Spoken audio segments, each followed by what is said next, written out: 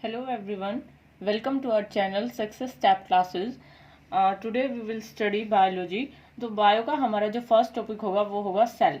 तो यहाँ पे जो भी मैंने कंटेंट लिख रखा है ये सारा एकदम इम्पोर्टेंट है. ये सब कुछ प्रीवियस ईयर क्वेश्चन जो एग्जाम्स हैं तुम्हारे एसएससी रेलवे के, उनमें सब में प्रीवियस ईयर क्वेश्चन पेपर्स में तुम्हें ये सब क्वेश्चंस मिलेंगे. तो एकदम ध्यान से सुनना और एकदम सेलेक्टेड कंटेंट है वही कराऊंगी मैं एकदम कम टाइम में. तो हमारा जो फर्स्ट टॉपिक है वो है सेल. सेल यहाँ पे एक फर्स्ट इंपॉर्टेंट क्वेश्चन बनता है कि सेल की डिस्कवरी किसने की. तो तुम्हें ये चीज़ ध्यान रखना है, ये एक साइंटिस्ट का नाम है, रॉबर्ट हुक नाम का एक साइंटिस्ट था. 1665 में उसने सेल की डिस्कवरी की. तो तुम्हें ये चीज़ याद रखनी है कि फर्स्ट सेल किसने डिस्कवर की और कब की. तो रॉबर्ट हुक साइंटिस्ट ने सेल डिस्कवर की सबसे पहले 1665 में. उसने जो सेल डिस्कवर की, ये यहाँ पे ये चीज़ भी तुम्हें ध्यान रखनी है, वो डेड सेल थी ना कि लिविंग सेल. तो एक तो लिविंग सेल्स होती हैं जो कि हमारी एंटायर बॉडी को बनाएंगी, ह्यूमन बींग्स को बनाती हैं लिविंग सेल्स. तो कुछ डेड सेल्स भी होती हैं. तो जो रॉबर्ट हुक ने सेल डिस्कवर की थी वो लिविंग सेल नहीं थी, वो डेड सेल थी जो कि उसने कॉर्क स्लाइस से डिस्कवर की थी. कॉर्क क्या है? जो ट्री का बार्क होता है, जो आउटर कवरिंग होती है ट्री की, उसमें से उसने जो बार्क होती है उसमें से ये कॉर्क सब्सटेंस निकलता है, उससे उसने डिस्कवर की थी. तो तुम्हें बस इतना ध्यान रखना है किसने डिस्कवर की, कब डिस्कवर की, और जो रॉबर्ट हुक ने सेल डिस्कवर की थी वो डेड सेल थी ना कि लिविंग. तो अब यहाँ पे एक और क्वेश्चन बनता है कि लिविंग सेल किसने डिस्कवर की. तो ये भी डायरेक्ट पूछ लेते हैं. तो तुम्हें ऑप्शंस में, 4 ऑप्शंस में बस इतना याद रख लेना. अगर नाम याद नहीं हो तो थोड़ी सी पहचान रखना, ताकि 4 ऑप्शंस में तुम आइडेंटिफाई कर पाओ कि राइट आंसर कौन सा है. तो जो लिविंग सेल है वो डिस्कवर की थी एंटोन वॉन लीवेनहॉक नाम के साइंटिस्ट ने.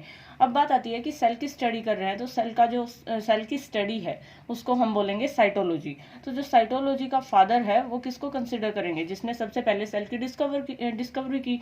तो सबसे पहले सेल किसने डिस्कवर की थी? रॉबर्ट हुक ने. तो रॉबर्ट हुक को ही साइटोलॉजी का फादर कंसिडर किया जाता है.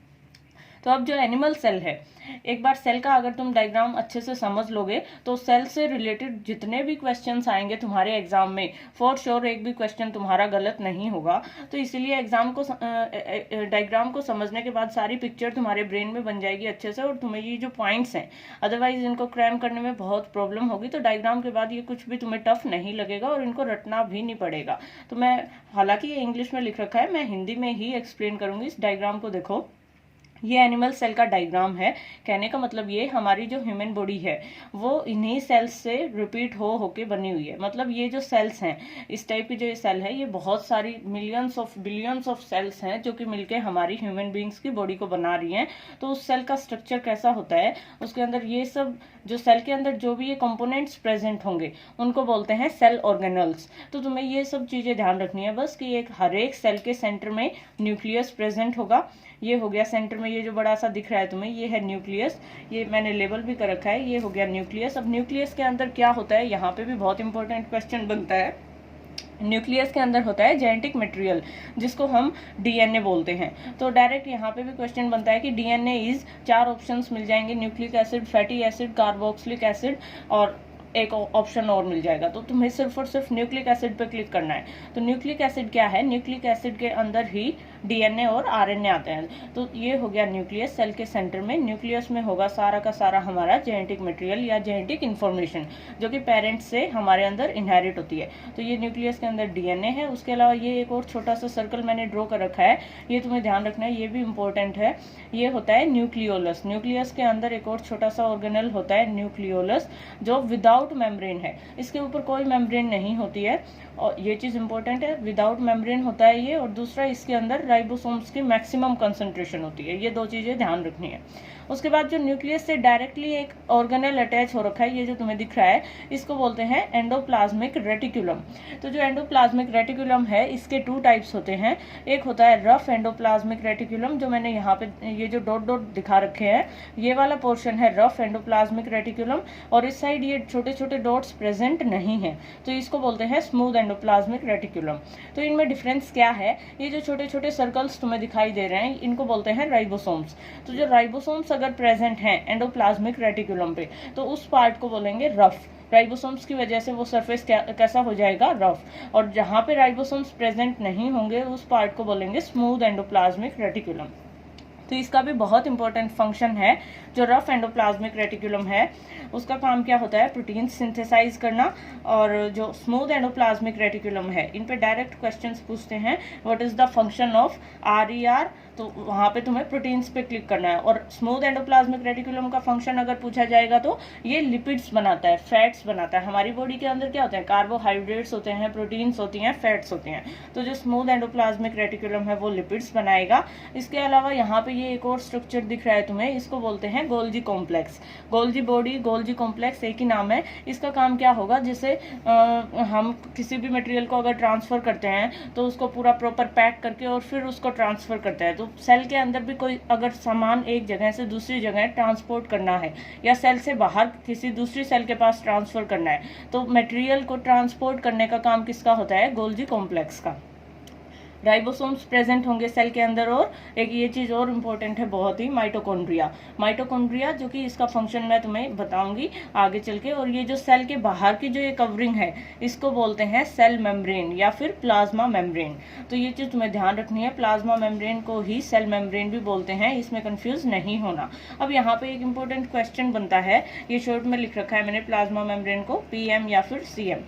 तो प्लाज्मा मेम्ब्रेन की जो कंपोजिशन है उस पर काफ़ी बार क्वेश्चन पूछा हुआ है प्रीवियस ईयर्स में। SSC ने प्लाज्मा मेम्ब्रेन की जो कंपोजिशन होती है वो होती है फोस्फोलिपिड्स से मिलकर बनी होती है। ये मैंने यहाँ पे लिख रखा है, फोस्फोलिपिड बाइलेयर। ये चीज़ तुम्हें ध्यान रखनी है, बहुत इंपॉर्टेंट है। फोस्फोलिपिड्स से मिलकर बनी होती है। इसमें क्या होता है, प्रोटीन्स होते हैं, फॉस्फेट्स होते हैं, लिपिड्स होती हैं। तो तुम्हें सिर्फ बस ये नाम याद रख लेना। इसके अलावा ये चीज़ और तुम्हें ध्यान रखनी है कि जो प्लाज्मा मेम्ब्रेन होती है उसकी परमिएबिलिटी कैसी होती है, तो ये सेलेक्टिव परमिएबल होती है।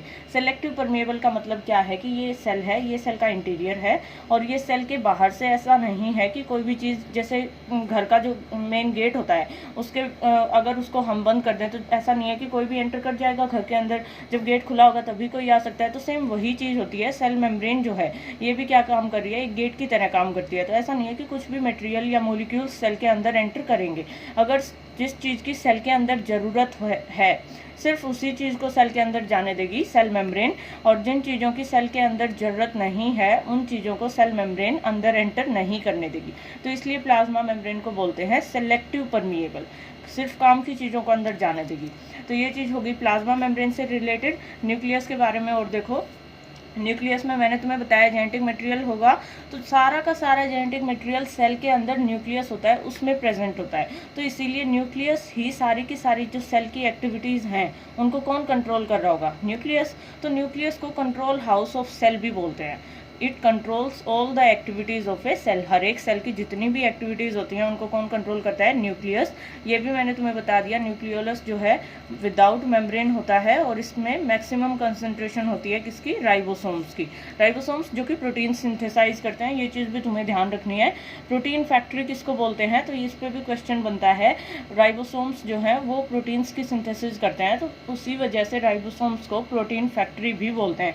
यहाँ पे भी मैंने बताया ना, ये जो राइबोसोम्स प्रेजेंट है, जो रफ एंडोप्लाज्मिक रेटिकुलम है ये प्रोटीन्स बना रहा है। ये किस वजह से प्रोटीन्स बना रहा है, क्योंकि इसके ऊपर भी राइबोसोम्स प्रेजेंट है और राइबोसोम्स का काम क्या है, प्रोटीन्स बनाना। तो अगर वो एंडोप्लाज्मिक रेटिकुलम पे प्रेजेंट होंगे तो वहाँ पे भी प्रोटीन्स ही बनाएंगे।